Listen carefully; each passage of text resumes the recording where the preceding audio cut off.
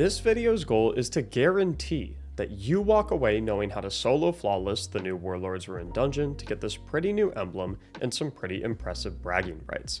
To do that, I've constructed this guide to show you the most powerful loadouts, most effective strategies, and easiest to execute DPS methods. So here's the plan. First, we'll go over the core subclass loadouts that we'll be using for the entire dungeon, with optional artifact mods included. Then after that, we'll touch on each encounter individually with weapon and mod loadout recommendations for each specific encounter as we go. Then finally, I'll talk you through 1 to 2 phases of each encounter, outlining exactly how you want to play them, dangerous things to look out for, how to maximize damage and efficiency, and literally anything else you could possibly need to know to solo flawless this dungeon. So please consider subscribing if that all sounds good and well, and let's begin. The safest and most efficient hunter loadout to begin this dungeon with is the Solar Shards of Galorner setup that I have on screen right now. Knock them down for big blade barrages and throwing knife refunds, along with the Ember of Torches for high radiant uptime, Singeing for high dodge uptime, Healing Grenade for an emergency medkit and restoration buff, and Empyrean to continuously maintain your radiant damage and restoration healing buffs. You'll also want Ashes for increased Scorch stacks, the reasoning for you'll see in a moment, and any fragment of your choice for slot number 5. Solace, Searing, Eruption, Tempering, and Char all work pretty nice here. For mods, you're simply looking for lots of heavy ammo production, orb generation, super energy gains, and weapon surge buffs. Probably worth noting that I have a Destiny item manager link in the description that will copy all of this over to your Guardian if you want as well. For the artifact, if you're high enough, you'll pick up everything on screen now, most notably Kindling Trigger, From Whence You Came, Flint Striker, Heart of the Flame, Wished into Being, Revitalizing Blast, Rays of Precision, and Solo Operative. Don't mess with Argent Ordnance, you'll see why in a bit. And if you aren't this far into the artifact or are doing this in a different season, it is completely okay. Just might take you an extra DPS phase per boss. Nothing crazy. Now, as far as specifics go for the first boss, your loadout will be a solar energy weapon of your choice, preferably with incandescent, and a hard-hitting kinetic fusion rifle like this season's new craftable one with the following perks on screen. Alternatively, going with something like Riptide or a good DPS sniper if you don't have it. For your heavy weapon, you'll want the brand new Dragon's Breath exotic rocket launcher, Catalyst not required. Dragon's Breath does some ridiculously high damage and greatly benefits from the bonus Scorch stacks afforded to us from Ember of Ashes. However, since you are always stowing it after firing so you can shoot your fusion rifle while it reloads in the background, Argent Ordnance doesn't really do anything but eat your armor charge stacks, hence why you avoid it over on the artifact mods. As for armor mods, triple solar resistances feel really solid to mitigate the boss's high burst damage. Now that you're all set up, let's talk through how to perfectly play the first boss. The way I like to start the first boss is I just tag him to start the encounter, and then I like to run over here to the left side because there will be a pack of enemies that spawn right here. I'll then go ahead and throw my grenade to get restoration, and then throw throwing knives to get radiant, and kill some enemies. And then from there, any solar kills will extend those restoration and radiant buffs by 4 seconds, thanks to the Ember of Empyrean. So my goal is to just kind of continuously keep these buffs up all the time. When he teleports me in the cage, I always look bottom to top. The eyes will pretty much never be underneath you initially, at least. So you always want to start off looking at the bottom and working your way up from there. Once I'm here, I'll obviously just sit in here. I have restoration, so I'm relatively safe. I don't think I'll be able to get this last totem because I think it takes about 10 seconds to fully capture the totems. But just going to start clearing out some ads if I can. Sweet. Oh, I actually did. And then from here, the DPS combo is basically Dragon's Breath, Blade Barrage, couple shots of the fusion rifle, and then by that time, your Dragon's Breath is reloaded again. You can get like, I usually do like 4 or 5 shots of the fusion rifles, so like right there. I did it a little too early, and I didn't get the Dragon's Breath reload. So obviously make sure that you're not greeding for damage in any capacity, but even as you can see, it's like if I did it properly, it's a pretty easy 4 phase. I already almost have my Blade Barrage back up. Now, the one thing to keep in mind during that DPS phase is, remember, you have your healing grenade if you do get into a tricky position, if you start taking on a lot of damage. And once you come out of the DPS phase, it's likely that you're not going to have your buffs up again. So you want to spend the first part of the phase getting your healing grenade down, getting your buffs back up, all that jazz, getting your radiant restoration timers back up. Immediately once I crack that cage, I'm coming right here so I can hopefully get both of the captures again. And just trying to blast these dudes.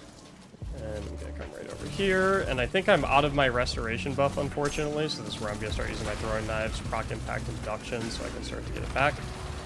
But I've got that totem captured, so I'm good to roam out a little bit as well. So now, boom, good to start the DPS phase. Start off with a rocket. 1, 2, 3, we'll say 4. Probably don't have to do a 5th right there because I did do Blade Barrage, but here we'll do 5 shots. So there's 3, 4, 5. Then our rocket's ready. It's summoned up ignitions by then. Get a few more shots in.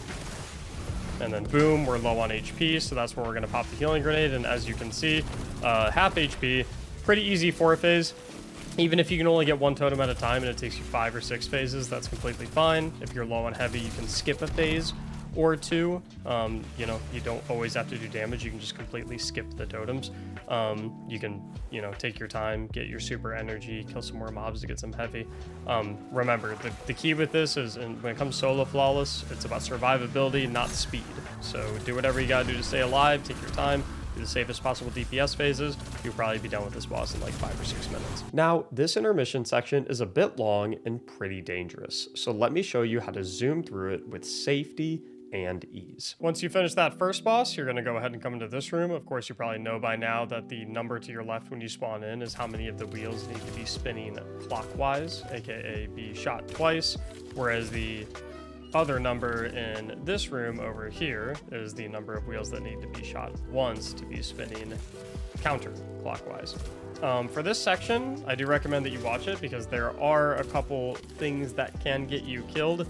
I also recommend switching to invisibility at this time. You can use your favorite invisibility exotic. Mine is Omnioculus, but you could totally go something like Graviton Forfeit if you wanted to.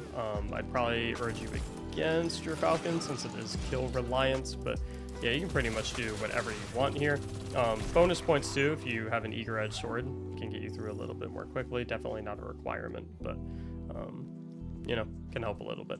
So after we escape the jail cells, we're going to go ahead and make our way through here, and we're going to make our way into the maze. The maze has 4 sets of spikes that will obviously one-shot you, and it's definitely important to know where they are. If you want, I might even recommend going so far as to have this video up while you're running this, so that you can reference it, maybe play it at like half speed or a quarter speed so you can follow along slowly. That way you definitely make sure you kind of watch it in real time to make sure you don't run into any of the spikes. As you come through that hole, our first set of spikes is going to be right here. Just hop on right over, and we're going to keep running this way until we get to the end of this hallway and find our second set of spikes. I would actually recommend against sliding under them like I did. Just crouch and walk nice and safe. After you pass those, you'll run and find a hole on your right to enter. That'll bring you over here. Once you come to the left out of that hole, you'll have some spikes to the wall on your right. You just hug this wall to the left, and perfect. And then once you get past there, this is your final set of spikes that you should cross. If you cross any additional set of spikes after this one, it means you've gone the wrong way. So we'll just continue through there, run down this staircase, and then come right through here. And then there is some spikes right there. We're gonna hop on right over. Not wall spikes, obviously, but like don't go in that pit spikes. So we're gonna hop up right here, and then once we get up here, turn to your left. You got a hole that you'll fall right through. Once you get to here, you'll go ahead and jump through this hole right here, and then you're basically done with this spiky maze section. After here, all you really have to worry about is the falling rocks, which I'll show you exactly where all those are when we get there, because definitely another way that your run can get wiped. On Hunter, it's a little bit easier to survive them because your jump has some vertical boost to it as opposed to Warlock and Titan, but still worth noting. So the falling rocks are always going to be ones that have like no texture on them. So if you notice, like all of this terrain right here has like grass and little pebbles and stones on it, whereas this one is just like a blank sheet of snow. That's how you know if a rock is falling. You could also alternatively just like follow my exact path. That's another falling rock right there, but you can actually skip it. You can just come straight here. But again, see how it's got no grass, no pebbles or anything like that on it? That's how you know if a rock is a falling rock. Go ahead and hop up here. And this right here is why I recommend being on invis, because you can just run past all of these enemies. It's not a necessity. If you feel confident in your eager edge sword abilities and you just want to eager pass all of them, that's totally fine. But, you know, I figure why not be as safe as humanly possible in a solo flawless run. Use invisibility, no chance that any scree blows you up or anything of that nature. Here's another falling rock, again, as indicated by nothing on it, which is unfortunate because the way you have to go is right here. I recommend just kind of pacing yourself with your jumps. Take it nice and slow. And then once you get through this section, you're pretty much in the clear to get to the second encounter. No spikes in this area that you should be crossing. All it is basically running up a couple of sets of stairs, going through some doors, and then once this opens right here, you are at the second boss. Once you arrive at the second boss of the dungeon, your loadout remains completely the same, with the only change being a swap off of your current triple solar resistance mods to instead take 2 arc and 1 void resistance mod to mitigate boss and scorn sniper damage. With that taken care of, allow me to show you how to practically two-phase this boss in the safest fashion possible. For the second boss, the way you want to start out is by coming over here. I like hanging out on the right side, and just like the first encounter, we want to start off by getting our restoration up and our radiant and maintaining those as we kill everything. When you have restoration up in here, you're practically invincible. So it's honestly pretty simple. Right there, I actually mistimed the killing of everything and didn't get my restoration extended through Ember of Empyrean and actually ran out of it. So I'm actually lacking restoration right now. The way I want to fix that is by continuously throwing some melees at some enemies, picking up the orbs with Innervation and all that jazz. So I get my grenade back. Now that I have my grenade back, I can go ahead and throw it on the ground, proc my restoration, and start getting my restoration go. With Shards of Galanor on, you can pretty safely just chuck your Blade Barrage at those Minotaurs, and you're still easily going to have it for DPS phase. Not only DPS phase, you'll probably have it for like the next tanky enemy that you fight just because of Shards of Galanor. How much super energy you get. If you ever miss your throwing knives, obviously just do your Gambler's Dodge and boom, you have it back right away. Love taking out the eyes from left to right because I always love taking out this dude right here. I think it's a lot safer to kill this one as compared to the other one. So we're going to kill these guys, try and get a restoration up. I like not even touching this dude until he spawns the second totem. And then the second he spawns the second totem, I blast him down with the fusion. I will sit here and capture these. The second that my Biting Cold stacks hit 6, that is my cue to immediately leave and go get to that fire totem for safety. The worst thing you can do is like play dangerous and, you know, play fast with the Biting Cold stacks. So, you know, don't greed for these totems. Even if it means you're only going to get one, like I did in that situation right there, I'm actually going to have to do another round.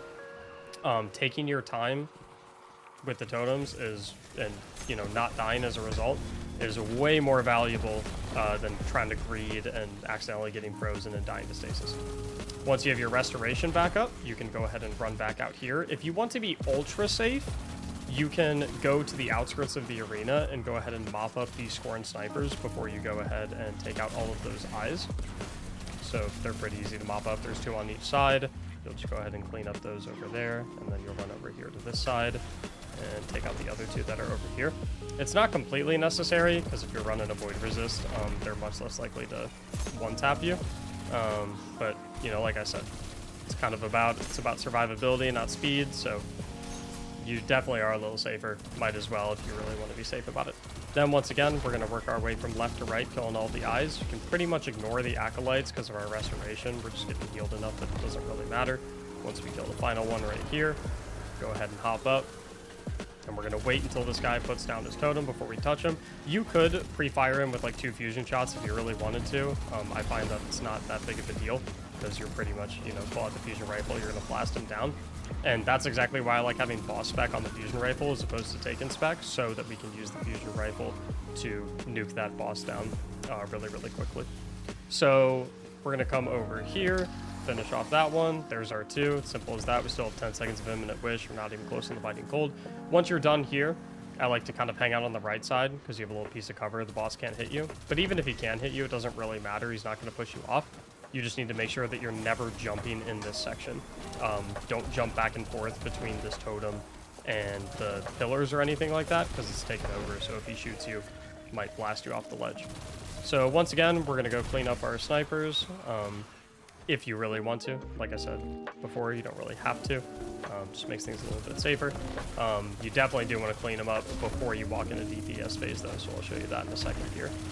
Just gonna run around, clean up all the eyes. As you can see, I still have 3 snipers up, and as long as I'm on the move, it's kind of tough for them to hit me, so that's why it's not particularly dangerous.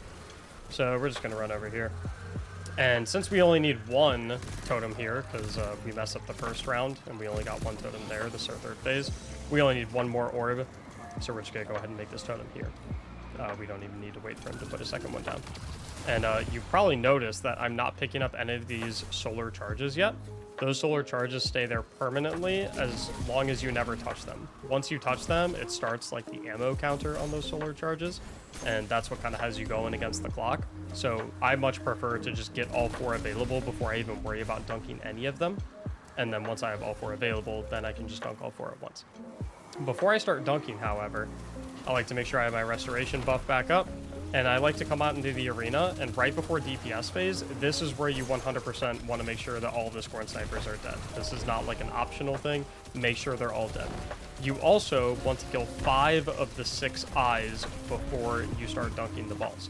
Do not kill the 6th, because that will spawn the big Scorn dude, and then that'll make the boss start the Blizzard, and you don't really want to be dealing with that in the middle of dunking the charges. So you're killing 5 just to make it a little safer out here in this arena. Then you're coming back up here, finishing off those Scorn Snipers. There's the other 2. And then, once we have all 4 of the Scorn Snipers down, 2 on each side, and we have 5 of the 6 eyes down, then we can start grabbing the balls and dunking them. Bonus points too, if you can keep your restoration up in between. There's usually a bunch of squishy Scorn enemies up here. And even if you can't, you're pretty much always going to have a healing grenade available to go ahead and chuck down to refresh your restoration. So you're good to go for the most part either way. I always like to do these back 2 first. Go ahead and clean up all these acolytes, keep our restoration going. Just like that. And then we'll go ahead and run over here, get the 2nd to last ball, kill these dudes so we keep our restoration going. And then I like to mop up most of the acolytes, but I like to leave like 1 or 2 before I actually start DPS phase, just so I can top off my restoration before I start that point. So we're gonna chill here, pick up the final charge, and then I'll drop it, finish that guy off so I have no ads, then dunk it. My DPS rotation is basically Dragon's Breath, Blade Barrage, and then I'm gonna, like I said before, do fusion shots. The really nice thing about this setup is that you're basically stun locking the boss permanently, and he can never even get a hit off on you. He'll never walk towards you. He'll never come and end your DPS phase early because he comes and slams the plate. With this, you're basically permanently stun locking him. If you have some Thrall come up on you, obviously just go ahead and kill them, and you can pretty much feel free to throw your healing grenade whenever you want, because you're scorching him constantly, so the Ember of Singeing is going to be continuously proccing and giving you your grenade back. Also worth noting, it is fantastic to spend time in between the plates to try and run around and get ammo. You're also going to notice that you probably are able to get off 2 or 3 blade barrages as you go through this DPS phase. I actually missed a rocket right there, so I'm just going ahead and reloading it real quick for my final plate. And just going to keep blasting the boss down. Get a healing grenade down, just so we're staying safe. Keep blasting. And not the prettiest DPS phase, but as you can see here, it's a very, very, very comfortable 3 phase. If your DPS phase is a little bit better, and if you're a little bit higher power level, you could probably even 2 phase them on this loadout. So that's all you have to do. Play it patient. Number 1 thing is make sure not to greed those totems. Be very respectful of those biting gold stacks, because it doesn't matter how much restoration you have, doesn't matter how tanky you are, you get 1 shot if it goes to 10. So, you know, make sure you're respectful of that, and you'll get through this section pretty easily as long as you continuously stun lock the boss. And be careful of jumping to make sure that he's not using his take and blast attack, his auto attacks that will push you off, to send you off the ledge, because there's not really any recovering from that. Now here is how I recommend you safely and quickly make your way to the final boss in a matter of minutes without being at risk of dying whatsoever. Once you go ahead and clear up the 2nd boss, you'll want to go back to your invisibility loadout. I would say it's much more important to have invisibility for this traversal section compared to the previous one, because there is a lot more stuff that can kill you, and having invisibility just allows you to skip all of it or traverse it without anything shooting on you. Again, Eager Red Sword recommended if you have one, not a necessity, but you know, why not? Just make sure you don't ear off that edge right there.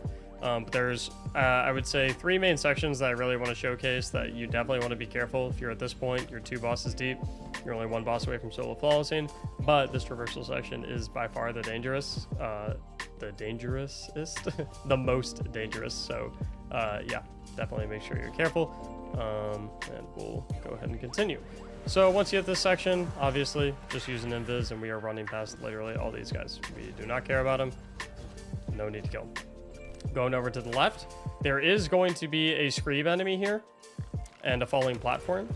Do not jump after the Screeb enemy jumps, because sometimes he will jump back like you just did there, and if he hits you while you're jumping across, his momentum will send you flying all the way to that mountain, and your run is completely over. Wait until he starts running up that way, and then you can hop around and start going, because like that is the worst way to see your solo flawless run ended. Definitely don't want that to happen to any of y'all. Once you get here, I actually like to just kill these Shadow Thrall and kill these Taken Wizards. Do not underestimate the Taken Wizards, because they will one-shot you if you just like sit there and try and fight them. But I like cleaning these guys up so I don't have to deal with them. Once you're here, you're at the rock section.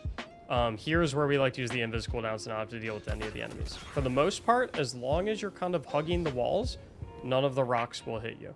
So we're just kind of keeping our distance here. The only caveat to that is this section right here. Going from here to here, there is 1 layer of rocks that will hit you. I'm gonna wait. It's that one right there. It's that one that comes underneath. So once you see that one that comes underneath, you're good to go. And you really do want to wait for it, because that rock that you're going to jump up to is going to fall.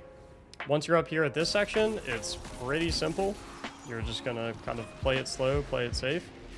We're going to use an invisibility cooldown, so we're not getting sniped at. Wait for this blast to go. And then we are hugging the right side wall, and we're landing right here. Once we land here, once we land here, we're going for this rock up here. And then maybe another invis cooldown. Careful if you're doing a dodge like I am. And then we're going to get super high up and land right there on top of these dudes. And that is by far the most dangerous section, but we do have a couple other risky areas. So I am going to recommend that you continue watching. If you're this far into your solo flawless journey, definitely don't want to be wiping at this point. So we'll hop up here, get close to one of the enemies to hit a dodge, go invis, and get a smoke bomb back. I have no interest in fighting any of these enemies because I don't have to. We're then going to hop over here to the right. We'll use our dive to go invis again. Come a little bit to the left, hop on this rock, and then go up here. Head through this little tunnel.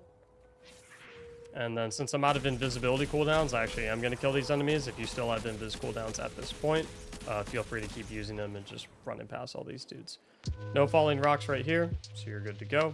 No need to worry. Just going to keep running. And we're going to hop up on this little lip right here. You could also alternatively hop up a little bit higher. But this is where I love having an eager edge sword to fly. One thing to look out for is when you fly across this part, you go up that rock. And after you pass that rock, you're going to have a phalanx right here. If you have invis cooldowns, you can use them to go ahead and get by him.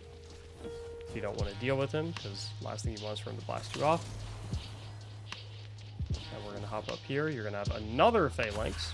So once again, invis cooldown, because I don't really feel like getting shot off by him. And then right here is where we're going to start killing all the enemies and making sure we play our lives. This is where we want to make sure we make an orb to get our Devour buff. So we continuously get HP regen after every kill. And then I have a blinding grenade launcher on, so I'm just going to kind of use it to keep all the enemies blinded while I kill all of them. But every kill is going to restore 100 HP for me here. But I'm still going to want to play it safe, because the boss is raining down on you while you're doing this. This is, you know, don't get a false sense of confidence here, just because this is not an actual encounter. Playing this left side of the arena helps a lot. But you just really want to play safe. Try and stay out of the vision of the boss and slowly chip away at all of these dudes. Once you start to wear down the pack and you get this spawn back here, you can go invis and start to make your way to the back of the arena and get behind all of these enemies, and then just go ahead and drop a tether and then mix in your invis cooldowns. Your tether will kind of just clean up everything automatically as long as you destroy one guy. Just gonna keep using our blinding grenade launcher, keep shooting at everything. And then once everything is dead, you're good to come up here and run up the ramp. Sometimes I notice that I get the stasis enemies, the Ravagers or whatever, and all of the Thrall to take in Thrall, and sometimes I notice I don't get them. I don't really know what causes that, causes them not to spawn or to spawn. Either way, if you do end up in, you know, you do have them spawn, take your time going up the staircase and just kill them on your way up. Don't try and rush past them all. Just take your time. I know you have invis and everything, but the last thing you want is them right behind you while you're getting your loadout set up and all that jazz. So now it's boss time, the reason you probably clicked on this guide in the first place, which, by the way, if it's been helpful so far, I'd appreciate it a lot if you'd consider subscribing to the channel and liking the video. For this boss, I did a lot of testing with different loadouts and ended up settling on Void Hunter for the best mix of safety and high damage output. You'll want to slot in the fragments and aspects shown on screen right now, as well as the mods shown right here. Or alternatively, you can just copy them over with the second Destiny Item Manager link down in the description below. The key here is simply maintaining a Devour buff and using smoke bombs to both make ourselves invisible to capture totems and transfer the Vengeful Hex debuff to the Immune Scorn Wraith in the same activation. Weapons here are going to be a blinding grenade launcher to safely kill the wizards and make it even easier to transfer the Vengeful Hex debuff by rendering the Wraith useless, a heavy auto-loading or reconstruction rocket launcher like the crafted Apex Predator, and finally Malfeasance for ad clear and boss DPS. And yes, you heard me right, Malfeasance is our boss DPS option of choice, because the exotic we are using for this encounter is none other than the Lucky Pants. And if you really want to be as safe as possible, you can optionally have a second loadout setup with all of the exact same fragments, aspects, and mods with a survivability exotic like Omnioculus, Sixth Coyote, or Graviton Forfeit to use outside of DPS phases to more safely capture totems and survive the enemies. Not necessary by any means though if you just want to roll with Lucky Pants all the way through. So with everything set up, let me show you how to obliterate this boss in about a phase and a half so you can get your brand new solo flawless emblem. So to start this encounter, I really love playing on this right side near this large rock for the beginning section. Love Malfeasance as well because it 2-taps those orbs right there. I'm going to start off by hitting a dodge to proc Reaper, killing one Scion, and then that gives me my orb to pick up for Devour, and then I can just chain kill all these Scions to get my Devour stacking and all that good stuff. I'll also try and get a grenade off on these wizards and maybe a blinding grenade launcher shot so that they're not shooting at me. Those wizards are absolutely lethal. Do not underestimate their damage because they will one-tap you. Then go ahead and gonna kill all of the blighted eyes. You can, if you want to, wait until you've like cleared the most recent wave of Thrall before you kill the final blighted eye if you want to. It's not that big of a deal because they pretty much spawn throughout the entire encounter. And they're easy to wipe with the Malfeasance because it spreads all the corruption damage and whatnot, so you're good to go. Throw a grenade like that, and then I like to butter up this first enemy. Of course, we're going to wait until he puts down his totem. I'm a little weak here, so I'm going to go invis. Once he puts down his totem, I'm going to use my rockets to kill him. That's what my rocket is for, is blasting that guy. Once the Corrupted Hex Drinker spawns, you can use your blinding grenade launcher to blind him. You can also use a throwable smoke bomb to transfer the debuff. Once you have that transferred, you can go ahead and swap to your Lucky Pants loadout and get ready for DPS. Using your tether technically counts as holstering your weapon, so if you use your tether, that activates your Lucky Pants damage boost. So you're good to go, and you can start blasting the boss just like that. Usually enough time to get a full mag of Lucky Pants off, plus 2 rockets. And then you can go ahead and switch back to your Omnioculus loadout if you are doing loadout swaps. If you're not doing loadout swaps, then you can just go ahead and obviously stay on the Lucky Pants. And I want to clarify that one more time. Loadout swaps are not required for doing this solo flawless, just being on the Invis exotic like an Omnioculus or Graviton Forfeit or something of that nature, or Sixth Coyote. It just makes the pre-DPS phase a little bit safer. If you're someone that doesn't like the idea of doing loadout swaps, do not feel like you have to do them. Alternatively, I want to mention that while I did DPS from right back here behind this rock, it's an extremely safe place. Another safe place, if you have enough time to get there before the DPS phase starts, is you can actually jump on these orbs. They won't kill you, they'll just do a little bit of damage to you. If you do it fast enough, you only take like 2 or 3 ticks of damage. But if you want to, before you start that DPS phase, right after you finish up the totems, you can hop on the orbs that'll be right here, and there will be no enemies up here. You can do DPS on the boss from right here if you would like. It's a little bit safer than that rock area I had. However, the only way you can do that is if you have a little bit of extra time. So it just kind of depends what situation you're in. As you can see, both situations, you know, kind of worked out fine. I was perfectly safe and where I was doing DPS from. So it's kind of up to you. Whatever you have time for, whatever works. I wouldn't worry too much either way.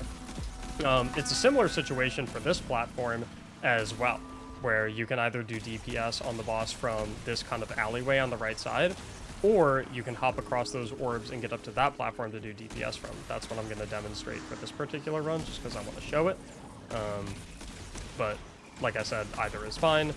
Getting up to the next platform is definitely a bit safer, though, if you can.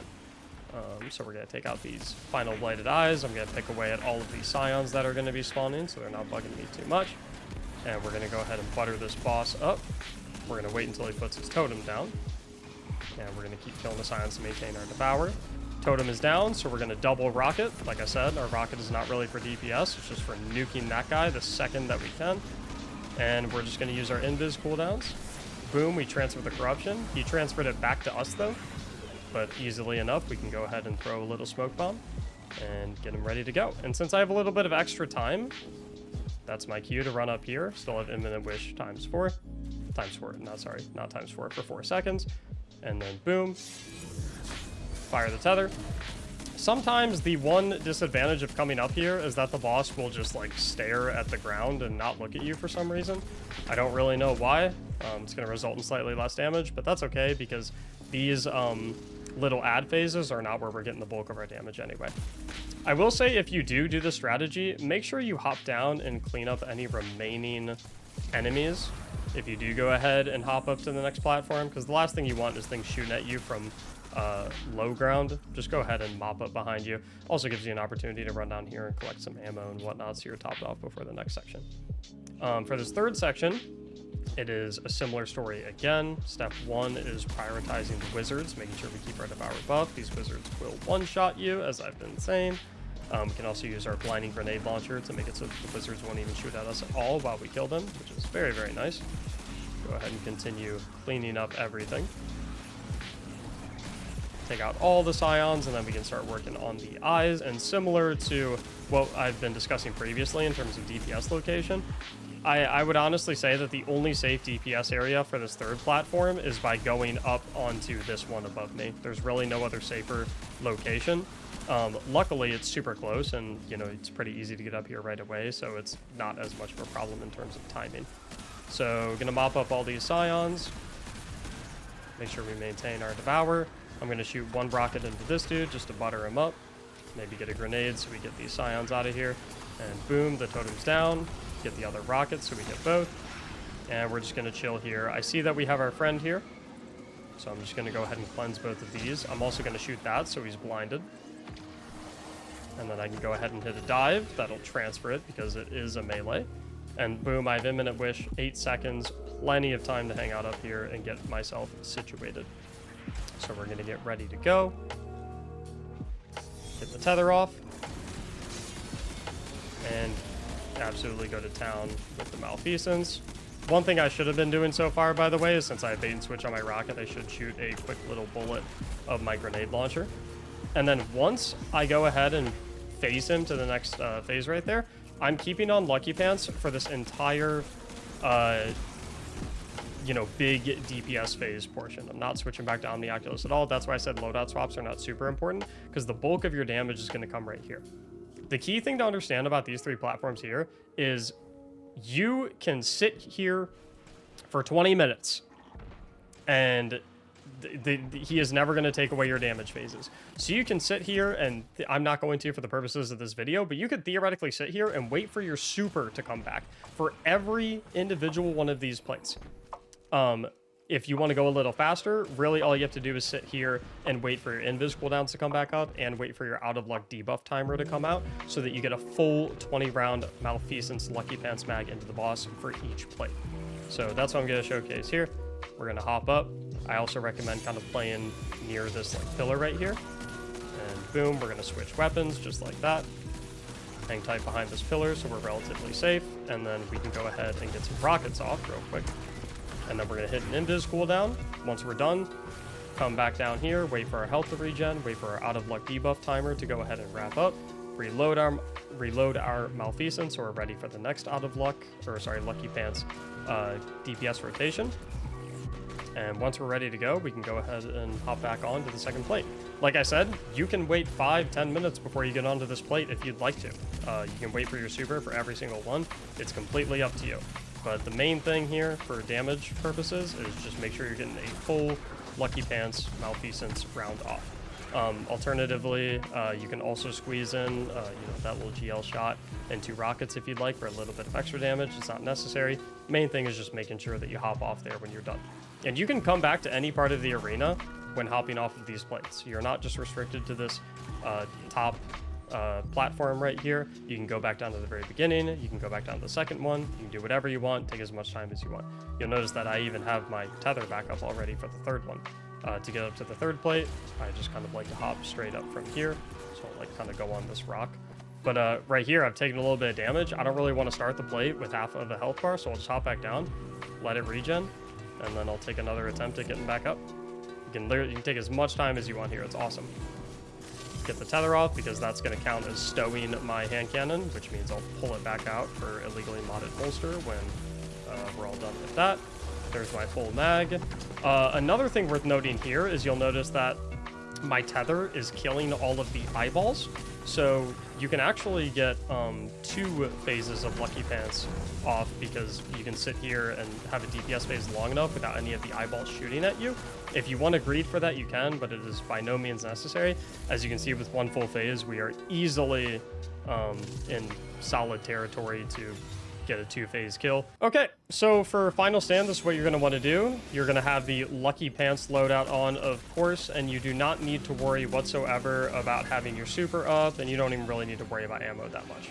You're literally just going to play on this right side pillar. This is the safety zone. If you hug it too much, you can get hurt because the boss does a little bit of splash damage, but if you back up just a touch, nothing can hit you. Or, well, almost nothing. There we go. Right there is about where you want to play. You do not want to play on this left side pillar because you have this little ball right here that'll deal damage to you. You just want to be crouched on this right side pillar. You're practically invincible. You can play this one of 2 ways. One, you can just kind of sit here and wait to get your super. Make sure you wiggle around and like shoot your gun here and there so that you don't get booted because of AFK.